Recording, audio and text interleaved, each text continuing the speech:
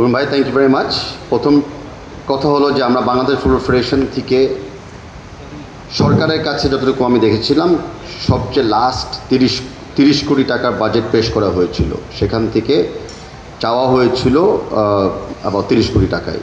তবে এই কমিটি আসার পরে আমরা সেই জায়গা থেকে আমরা কোনো পরিবর্তন আনি নাই। আমরা চেষ্টা করছি আমাদের অ্যাবাউট 30-40 কোটি টাকার বাজেটে কতটুকু আমরা নিজেরাই অর্জন করতে পারি বিভিন্ন স্পন্সরদের মাধ্যমে, টিকিট রেভিনিউর মাধ্যমে এবং ফিফা এএফসির ডোনেশনসের মাধ্যমে। যেই ব্যালেন্সটা আমাদের দরকার পড়বে সেই ব্যালেন্সটা আমরা সরকারের কাছে আনুষ্ঠানিকভাবে চেয়ে নেব।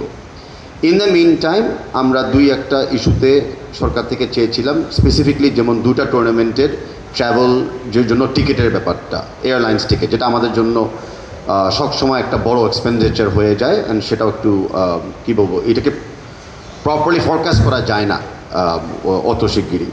কিন্তু এখনও পর্যন্ত আমরা সেরকম সাড়া পাই নাই।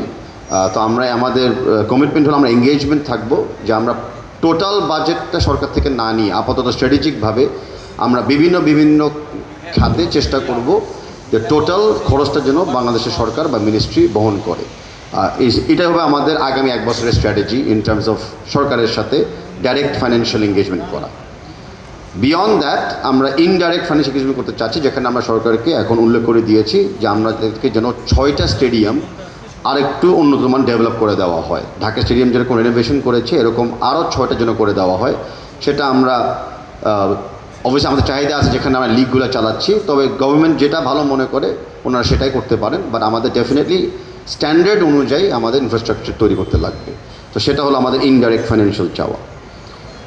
ট্যাক্সেশনের ব্যাপারে আমি আবারও বলছি, আমি মনে করি যে বাংলাদেশের যদি স্ট্যান্ডার্ড মিনিমাম ট্যাক্স যেটা ইকুইপমেন্ট ক্ষেত্রে যদি 10% করা যায়, that would be the most ideal. তার মানে সরকারের রেভিনিউ ইনট্যাক্ট রয়েছে, কোনো একটা সেক্টরকে পুরো জিরো ট্যাক্সেশন করছেন না। কিন্তু আমি মনে করি যে এই মিনিমাম ট্যাক্সেশন যদি করা হয় আর ইকুইপমেন্টগুলো যদি ঠিকমতো ইম্পোর্ট করতে দেওয়ার সুযোগ সুবিধা করে দেওয়া হয়, তাহলে সেখান থেকে যে পজিটিভ ইম্প্যাক্টটা আসবে খেলোয়াড়দের এবং খেলোয়াড় মানের, সেটার এগেনস্টে আরও অনেক বেটার রিসোর্স রেভিনিউ ইমেজ গভর্নমেন্টে বিল্ডিং করা হবে। তো সেটা হলো আমাদের আনুষ্ঠানিকভাবে কথা বলা গভর্নমেন্টের সাথে। অনলাইন টিকিট নিয়ে অনেক কথা হয়েছে। যে দেখেন, আমি আপনাদের মানে প্রশ্নটাকে একটু ব্রডভাবে উত্তর দিতে চাচ্ছি যে প্রযুক্তিকে কিন্তু ভয় পাওয়া যাবে না, প্রযুক্তিকে কিন্তু সাথে নিয়ে এগিয়ে যেতে হবে। আমাদের প্রথম ব্যাপারই ছিল যে আমরা ফুটবলটার ভিতরে যতটুকু টেকনোলজি ইনফিউজ করতে পারি আমরা সেটাই সক্ষম করতে চাচ্ছি। এখন সেই পথে যেতে কি 2-1টা ভুল হবে না? নিশ্চয়ই হবে। সেই পথে হাঁটতে গেলে কি মানে কোনো কিছু আনফোরসিন থাকবে না? অফকোর্স থাকবে। বাট ইট ডাজন্ট মিন যে আমরা পিছিয়ে যাব, ইট ডাজন্ট মিন যে আমরা ভয় পাবো। আমরা প্রযুক্তিকে ব্যবহার করব, আমরা অনলাইন টিকিটিংই করব। এখন কীভাবে নিয়মিত ইমপ্রুভ করা যায় সেদিকে আমরা নিয়মিত আমাদের নজর রাখবো। অনলাইন টিকিটিংয়ের কিছু অ্যাডভান্টেজটা যেটা আমরা উল্লেখ করতে চাচ্ছি যে সবার জন্য উন্মুক্ত। এখন কেউ একটা ফিজিক্যাল ব্যাংকের পাশে তার বাসা বা কারো যেখানে ফিজিক্যাল টিকিট ছাপা হয় তার পাশে অবস্থান থাকে, তারা টিকিট পাচ্ছে, কিন্তু দূর অঞ্চলে গ্রাম অঞ্চল থেকে টিকিট অ্যাক্সেস পাচ্ছে না, বাংলাদেশের বাইরে থেকে টিকিট অ্যাক্সেস পাচ্ছে না। সেই বৈষম্য দূর করার জন্য কিন্তু আমরা এই উদ্যোগটা নিয়েছিলাম, কারণ বর্তমান বাংলাদেশ তো বৈষম্য বিরোধী বাংলাদেশ। আমরা সেই বৈষম্যটাকে দূর করার জন্য এরকম একটা পদক্ষেপ নেওয়ার চিন্তা ভাবনা করেছিলাম।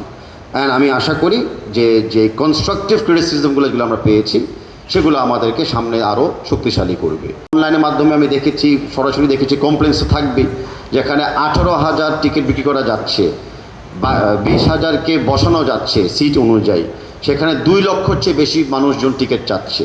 তো ন্যাচারালি যেখানে মাত্র 10%কে টিকিট দেওয়া যায়, যে প্রক্রিয়াতে আপনি করেন না কেন, কিছু তো অভিযোগ মনোঘোষণা থাকবে। আরেকটা জায়গায় যেটা আমাদের রেজাল্ট আমরা পেয়েছি সেটা ছিল এই স্টেডিয়ামের ভিতরে শৃঙ্খলা। বিকজ প্রত্যেকটা টিকিটে এখন সবাই জানতো তাদের গেট কোনটা, তাদের সিট কোনটা, তারা কোথায় বসবেন। এটা স্টেডিয়ামের ভিতরে যখন প্রবেশ করা হয়েছে সেখানে কিন্তু অত্যন্ত শৃঙ্খলার সাথে আমরা ম্যানেজ করতে পেরেছি, যেটাও এই প্রযুক্তির কারণে যেটা হয়েছে অনলাইন টিকিটিংয়ের মাধ্যমে। থার্ড একটা অ্যাসপেক্ট ছিল ব্ল্যাক মার্কেটিং। আগে ছিল এক একজন 10টা 20টা 30টা 100টা পড়লেও টিকিট একবারে নিয়ে যেত, অনেকে টিকিট পেতো না, আর অন্যরা ব্ল্যাক মার্কেটে বেশি দামে টিকিট কিনতে হতো। সেটাও কিন্তু অনেকটা কমে এসেছে। ইট ডাজন্ট মিন যে হয় নাই, বাট অনেক কমে এসেছে, কারণ আমরা একজনকে বা একটা নাম্বারের এগেনস্টে আমরা ম্যাক্সিমাম 5টা টিকিট কেনার জন্য আমরা অ্যালাউ করেছিলাম। সো ওই লিমিটেশনটা আমরা কিন্তু ইনফিউজ করে দিয়েছিলাম। তার পাশাপাশি আন্তর্জাতিকভাবে আমরা কিন্তু টিকিট বিক্রি করেছিলাম। বাংলাদেশের বাইরে কিন্তু 13টা দেশে লোকজন টিকিট কিনেছে। সো টিকিটে সবাই পায় না এটা ঠিক না, বাট অফকোর্স প্রবলেম হয়েছে, সার্ভার ডাউন হয়ে গেছিলো 2-2বার, আমরা হ্যাকার্সদের ভিকটিম হয়েছিলাম। But these are all, part of trying to do something new, trying to do something innovative. But as I said, যে কোনো কমপ্লেন্ট বা কোনো ব্যাড এক্সপিরিয়েন্সকে আমরা ইগনোর করব না। আমরা আগামীতে অনলাইন টিকিটিংয়ের মাধ্যমে যত রকম ইমপ্রুভমেন্ট করা যায় আমরা সেই ইমপ্রুভমেন্টের দিকে আমরা সুচেষ্টা আমরা করব। আরেকটা লাস্ট পয়েন্ট যে আমাদেরকে হেল্প করেছিল, যে আমরা যদি ট্রেডিশনালভাবে আমরা টিকিট বিক্রি করতাম, যেটা ছিল ট্রেডিশনাল ব্যাংকের মাধ্যমে, তো এই ছুটির ভিতরে যে 10টা দিন যে ঈদের ছুটি ছিল, তখন কিন্তু অনেক প্রতিষ্ঠান অনেক জায়গায় কিন্তু বন্ধ থাকতো। তো সেই ব্যাপারটাও attack is not the right word, sorry, সেই ব্যাপারটা ওভারকাম করার জন্য আমরা কিন্তু আমাদের টিকিটগুলোকে আরও অনেক আগে ছেড়েছিলাম, মানে ম্যাচ ডেটে অনেক আগে ছেড়েছিলাম এবং অনলাইনে ছেড়েছিলাম, যেন অফিস খোলা থাকা অবস্থায় বা অফিস বন্ধ থাকা অবস্থায় আমরা এই প্রক্রিয়াগুলোকে সক্ষম করতে পারি।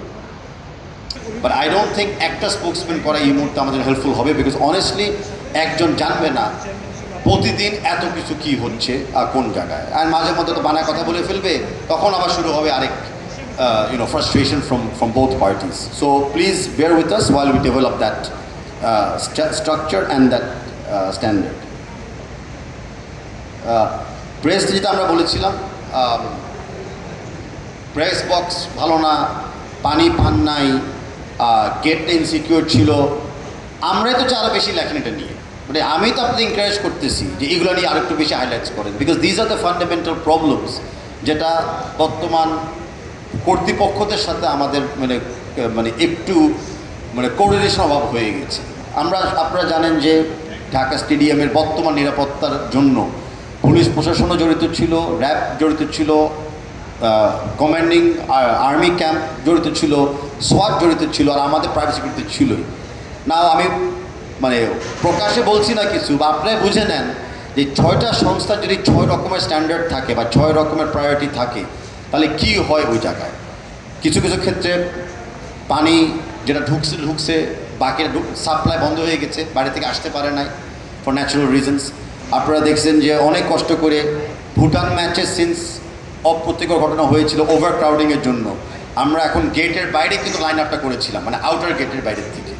তো এইসব জায়গাতে আমি এক্সকিউজ দিচ্ছি না, আমি একটা রিজনগুলো আমি দিচ্ছি যে আমাদেরকে কিন্তু এনএসসি থেকেও কিছু রুলস মেনে চলতে হয়। কারণ আপনারা যখন লেখালেখি করেন বা এগুলো তুলে ধরেন, আমাদেরও সুবিধা হয় কর্তৃপক্ষ থেকে বোঝানোর জন্য যে না, এটা আমাদের কথা না, এটা অ্যাকচুয়ালি যারা ছিল জনগণের কথা। রিগার্ডিং দ্য পোস্টার যেখানে লেখা আছে ভিআইপি অনলি লিফট ব্যবহার করবে, এটা অ্যাবসলিউটলি রং ছিল। মানে আমি বাফুফের পক্ষ থেকে ক্ষমা চেয়ে নিচ্ছি আপনাদের কাছে যারা এই এক্সপিরিয়েন্সটা ফেস করেছেন, বা আমাদের থেকে ভেরি ক্লিয়ার পলিসি, আমরা সবাই সেম, কারো বেনিফিট বা ডিসবেনিফিট নাই। হয়তো এন্ট্রি এক্সিট ডিফারেন্ট হতে পারে কারোদের জন্য, বাট ডেফিনেটলি লিফট এবং স্টেয়ারকেস সবার জন্য is free and it's empty, and এটা ডেফিনেটলি আমি নিজেদেরকেও শিক্ষা নিয়ে নিচ্ছি, অ্যান্ড আমি আমার ম্যানেজমেন্টকে ওয়ার্ন করে ফেলতে এরকম যেন কখনো এরকম আর না হয়। রিগার্ডিং সিটিং আমরা ডেফিনেটলি বললাম যে স্পেসিফিক সিটিং নিয়ে আমি কথা বলছি না, বাট সিটিং যে আরও বেটার করা যায় বা সিটিং সেকশনগুলোকে যেন ভিজিবিলিটি ইমপ্রুভ করা যায়, সেগুলো নিয়ে আমরা ডেফিনেটলি যে কোনো সলিউশন করতে পারি, আমরা সেই সলিউশনটা করব। রিগার্ডিং সিটিং অফ স্পেসিফিক এলাকা অফ প্লেয়ার্স, দেখেন আমি আপনাদেরকে অনুরোধ করি, আপনারা আমাদের হাতকে জিম্মি করেন না, আমাকে বক্সিং করেন না। এই সাবেক প্লেয়ারের ডেফিনেশনটা কী কেউ কি বলতে পারবেন আমাকে? কারা সাবেক প্লেয়ার? কয়দিন খেলে সে সাবেক প্লেয়ার হয়ে গেল? কোন লেভেলে খেললে সে সাবেক প্লেয়ার হয়ে গেল? আমাদের জন্য it's a very difficult moment. আমরা চেষ্টা করেছিলাম অনেকটা অনার করার জন্য, বাট ইটস আনফর্চুনেট আমরা অনার করতে হয়তো পারি নাই, বাট কেউ নিজেদের অনারও রাখতে পারে নাই। যে ঘটনার ব্যাপারে আপনি বলতেছেন, আমি রিকোয়েস্ট করি মিডিয়াদেরকে নিজেদের ইনভেস্টিগেশন করার জন্য, বিকজ আমাদের ইনভেস্টিগেশন হ্যাজ শোন উইথ ভিডিও ক্লিয়ার কাট যে যেই সাবেক প্লেয়াররা একটা ইউনো মানে ভায়োলেন্স এবং ভার্বাল ভায়োলেন্সের সাথে জড়িত হয়ে গেছিলেন, ওই সিট তাদের ছিল না। তাদের সিট কমপ্লিটলি অন্য সেকশনে ছিল, অন্য নাম্বারে ছিল। এখন আপনি যদি আরেকজনের সিটে যায় উৎপাত করেন, এই দায়ভারটা আপনারই নিতে হবে। So and I am telling you this after thorough investigation. আমি জানি আপনি মনে করতে পারেন মাত্র 4 দিন হলো খেলাটা কী হয়ে গেল, বাট ট্রাস্ট মি, আমরা প্রত্যেকটা ইস্যুকে সিরিয়াসলি নিই। অ্যান্ড ভিডিও আকারে আমি বলতেছি আপনাদেরকে যে ওই সাবেক প্লেয়াররা রং সিটে ছিল। দ্যাট ডাজেন্ট মিন যে কেউ কারো গায়ে হাত দিবে, কেউ কাউকে গালিগালাজ করবে, কেউ অসম্মান করবে, বাট সোর্স অফ দি প্রবলেমও কিন্তু আমাদেরকে বিবেচনায় রাখতে হবে। ধন্যবাদ এই কমেন্টসগুলি আমাদের আমলে সরাসরি আনানোর জন্য। ফুটবল নিয়ে যে কথাটা বারবার উঠতেছে, যে আমাদের কিন্তু বিগত দিনের সাথে স্ট্যান্ডার্ডগুলোকে যদি তুলনা আমরা করি, আমাদের কিন্তু প্রথমে লক্ষ্য রাখতে হবে যে আমাদের কিছু কিছু ট্রেডিশনাল কমপ্লেইন ছিল আমাদের দলকে নিয়ে। সেগুলো ছিল কি? সেগুলো আমরা শেষ মুহূর্তে গোল খেতাম, আমরা শেষ মুহূর্ত পর্যন্ত খেলতে পারতাম না। অনেক সময় অ্যাজ আই সেড ফিটনেসের সমস্যা, অনেক সময় মেন্টাল স্ট্রেংথিংয়ের সমস্যা। আমাদের ইনফ্রাস্ট্রাকচার ফর দ্য টিম খুবই পোর কোয়ালিটির ছিল, সেটা খানা আমরা বলি, বা সেটা জার্সি ইকুইপমেন্ট আমরা বলি, বা আমরা মাঠের কথা আমরা বলি। প্রত্যেকটা ফিল্ডে কিন্তু আমরা ব্যাপকভাবে ইমপ্রুভমেন্ট দেখছি, অ্যান্ড ইনশাল্লাহ আমরা ইমপ্রুভমেন্ট আগে দেখব। বিশেষ করে এটা আমি বললাম টেকনিক্যাল সাইড অফ দ্য গেমে আমরা কিন্তু অল 90 মিনিটসে বেশি আমরা খেলছি। সব টিমের কথা আমি বলতেছি, ইউথ, নারী এবং পুরুষ। আমরা শেষ মুহূর্ত পর্যন্ত ফ্যানদেরকে হোপ দিচ্ছি যে বাংলাদেশ টিম খেলতে পারে, কারণ উদ্দেশ্যটা হলো বাংলাদেশ যখন মাঠে নামবে, বাংলাদেশের টিম যেন একটা কনসিস্টেন্ট মেথোডোলজি এবং কনসিস্টেন্ট কোয়ালিটি বজায় ধরে রাখতে পারে। এই মুহূর্তে আমরা সেই জায়গায় চলে এসেছি, অ্যান্ড আমি বিশ্বাস করি যে আগামীতে এই কনসেপ্টে আমাদেরকে আরও বেটার ফলাফল এবং রেজাল্টস আমাদেরকে দিবে। আমাদের কোন জায়গায় আমরা এখনও শুরু করতে পারিনি আমাদের যাত্রা, সেই জায়গাতে আমার কলিগরা আপনার সাথে শেয়ার করবে, বাট ডেফিনেটলি আমরা এখনও ডিস্ট্রিক্ট ফুটবলে আমরা বলটাকে গড়াতে এখনও পারি নাই। সেটা এমন না যে আমরা একটা ইগনোর করে গিয়েছি, আমরা চেষ্টা করেছিলাম ডিস্ট্রিক্ট লেভেলে আগে ইউথটা দিয়ে শুরু করি। তাই তরুণ উৎসবে আমরা ফুটবল খেলেছিলাম, আন্ডার 15 টুর্নামেন্টেও আমরা খেলেছিলাম, আগামীতে আন্ডার 17 হবে, অ্যান্ড দেন আমরা হয়তো ডিস্ট্রিক্ট লেভেলে লিগ বা ইন্টার ডিস্ট্রিক্টে আমরা চলে যাব। সেই ব্যাপারে আমার কলিগ আরেকটু বিস্তারিত আপনাদেরকে বলবে। আমরা আরেকটা কোন জায়গায় স্ট্রেংথেনিং করতে চাই, সেটা হলো ফ্রেন্ডলি ম্যাচেস। এখনও যে ফ্রেন্ডলি ম্যাচগুলি আমরা খেলছি সেগুলা ভালো টিম নিশ্চয়, কিন্তু আমরা আরেকটু উচ্চ পর্যায়ের টিমের এগেনস্টে ফ্রেন্ডলি আমরা খেলতে চাই। আমরা বিশ্বাস করি যত কোয়ালিটি ফিল্ড অপোনেন্ট আমাদের থাকবে, ততই আমাদের কোয়ালিটি ইমপ্রুভ হবে গোয়িং ফরওয়ার্ড। ইতিমধ্যে আপনারা দেখছেন যে আমরা এশিয়ান কাপ কোয়ালিফিকেশনের জন্য এখনও ফাইট দিচ্ছি। ভবিষ্যতে অলিম্পিক্স কোয়ালিফিকেশন আসবে, এশিয়ান গেমস আসবে, ওয়ার্ল্ড কাপ আসবে। তো এই প্রস্তুত হওয়ার জন্য ওই লেভেলের টিমের সাথেও আমাদের কিন্তু প্রতিযোগিতামূলকভাবে খেলতে হবে, আদারওয়াইজ গ্যাপটা অনেক বেশি বেড়ে যাচ্ছে, অ্যান্ড সেটা করা যাবে না। লাস্ট বাট নট লিস্ট, আমরা এখনও আমাদের গ্রাউন্ডসগুলোকে আমরা মনে করি আমাদের কোয়ালিটি অনুযায়ী ইমপ্রুভ করতে পারি নাই। আর ন্যাশনাল স্টেডিয়াম আমরা এখন ফেরত পেয়েছি, সেখানে এখনও মাঠের অনেক কাজ বাকি আছে। আমাদের যে স্টেডিয়ামগুলি আমরা বরাদ্দ পেয়েছি লিগ চালানোর জন্য, ট্রেনিং করার জন্য, সেগুলোর ব্যাপারেও আমাদের ইমপ্রুভমেন্ট আছে, আমরা স্বীকার করি, আমরা মানি, অ্যান্ড আমরা আগামী 6 মাস পরে আমি আশাবাদী যে আপনাদেরকে একটা পজিটিভ নিউজ আমরা দিতে পারবো। ইতিমধ্যে আমাদের 2টো অ্যাস্ট্রো টার্ফ ইন কনস্ট্রাকশন প্রসেসে আছে, বাট বিকজ কমপ্লিট এখনও হয় নাই আজকের আগে, আমি সেটাও আমাদের কাইন্ড অফ উইকনেস হিসাবে স্বীকার করে নিচ্ছি।